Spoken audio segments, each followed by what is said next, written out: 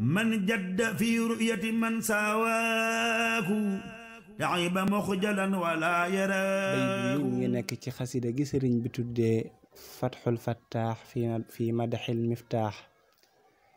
sëriñ bi di ci wax ne képp ku jug di farlu ngir teg bët ku mel ne yonent bi sallallahu alayhi wa sallam dina ci jële yii, ndax dina ci jëleb coono, dina sonn lool, waaye du yem ci coono ab kese, coono gu ànd ak gàcce la ciy jële. waaye du yem foofu, ndax kooku muy wër te mooy ku mel ne yonent bi sallallahu alayhi wa sallam du ko mës a gis. lii nag waxin la rek ci wane dayob yonent bi sallallahu alayhi wa sallam ak ni ko borom bi berale loxo, defal ko ay jagle yoo xam ne kenn mësu ko woon a am ca ña ko jiitu, te kenn it du ko am ci ginnaawam ba ilaa yawmi diin sallallahu alayhi wa sallam. man jadda fi